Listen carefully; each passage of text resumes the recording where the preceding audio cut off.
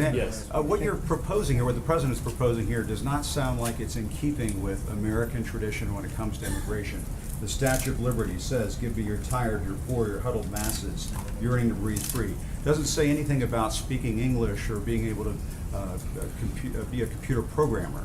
Aren't you trying to change what it means to be an immigrant coming into this country? If you're telling them you have to speak English, can't people learn how to speak English when they get here? Well, first of all, right now, it's a requirement that to be naturalized, you have to speak English. So the notion that speaking English wouldn't be a part of our immigration systems would be actually very ahistorical. Secondly, I don't want to get off into a whole thing about history here, but the Statue of Liberty is a symbol of liberty enlightening the world. It's a symbol of American liberty lighting the world. The poem that you're referring to that was added later is not actually part of the original Statue of Liberty, but more fundamentally, the history, but more fundamentally, you're saying the that history, that does not represent I'm saying that, what I'm the saying that country the has always notion, thought of I'm as saying the notion immigration that coming into this I'm saying the country? notion, I'm sorry. No, that sounds you're- like you're- that sounds Jim, like let me ask you a question. That sounds like some national park revisionism. No, The what I'm asking you the is- Statue of Liberty Jim, has always Jim, been let me a ask you a beacon of question. hope to the world Jim, for people to send Jim, do you their believe- people to this country, Jim, and they're not always going to speak Jim, English, Stephen. Jim, they're not do you always believe- going to be highly skilled. They're not always Jim, going to be Jim, somebody Jim, who- I appreciate your speech. Jim, I appreciate your speech. So let's talk about this. It was a modest Jim, let's talk about speech. this. In 1970, when we let in 300,000 people a year, was that violating or not violating the Statue of Liberty law of the land? In the 1990s, when it was 500,000 a year, was it violating or not violating the Statue of Liberty law of the land? Was it violating? When it was 700,000 a year. No, tell me what years.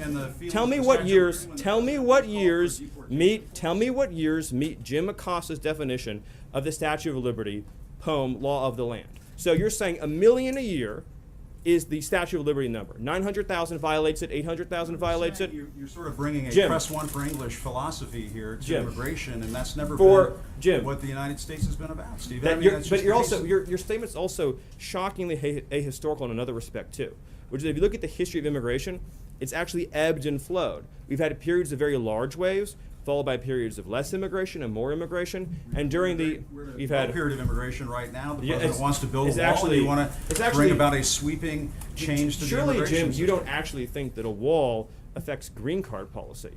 You couldn't possibly believe that, do you?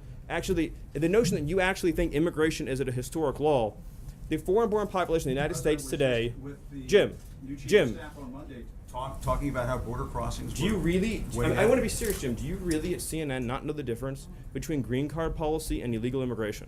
Sir, Are you my really father don't know is a that? Cuban immigrant. He came to this country in 1962, right before the Cuban Missile Crisis, and obtained a green card. Yes, people who immigrate Okay, to this so country Jim- can eventually. People who So, Jim, immigrate as to a this factual country question, through Jim. not through Ellis Jim, Island, as a your factual- family Jim, may as a have, factual but in question- other ways, do obtain a green card at some point. They do it through a lot of hard work. And yes, they may learn English as a second language later on in life. So, but this Jim- whole notion of, well, they could learn, they have to learn English before they get to the United States. Are we just going to bring in people from Great Britain and Australia? Jim, as actually, I have to honestly say, I am shocked at your statement that you think that only people from Great Britain and Australia would know English. It's actually, it reveals your cosmopolitan bias to a shocking degree that in your mind, no, this is an amazing moment. This is an amazing moment that you think only people from Great Britain or Australia would speak English is so insulting to millions of hardworking immigrants who do speak English from all over the world. Jim, have you honestly never met an immigrant from another country who speaks English outside of Great Britain and Australia? Is that your personal experience? Of course, there are people who come. But that's not what you said, and it shows your cosmopolitan bias. And I just want to say, It sounds like you're trying to engineer the I just wanna racial say- and ethnic flow of people into this country. through Jim, this that is one of policy. the most outrageous, insulting, ignorant, and foolish things you've ever said. And for you, that's still a really the notion that you think that this is a racist bill is so wrong and so insulting, Jim. The reality is that the foreign-born population into our country has quadrupled since 1970. That's a fact. It's been mostly driven by green card policy. Now, this bill allows for immediate nuclear family members to come into the country, much as they would today, and then it adds an additional points-based system. The people who've been hurt the most, Saying that people have to be the English people who've speaking when been, they're naturalized. the What is this people who've been, English the people who've speaking been, component the people who've been inserted hurt into the this most argument? by the policy you're advocating are What policy am I advocating? apparently just unfettered, uncontrolled migration.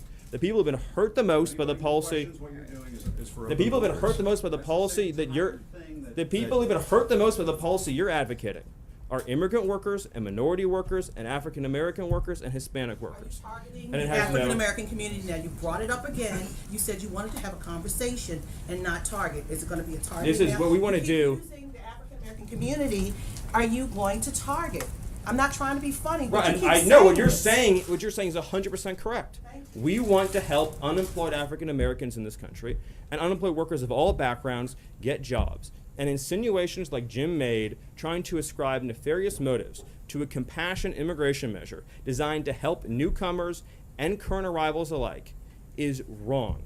And this is a positive, optimistic proposal that says 10 years, 20 years, 30 years from now, 10 years, 20 years, 30 years from now, we want to have an immigration system that takes care of the people who are coming here and the people who are already living here by having standards, by having a real clear requirement that you be able to support yourself financially, by making sure that employers can pay a living wage. That's the right policy for our country, and it's the president's commitment to taking care of American workers. I apologize, Jim, if things got heated, but you did make some pretty rough insinuations. So thank you, thank you, thank you, and I'll hand it over to Sarah.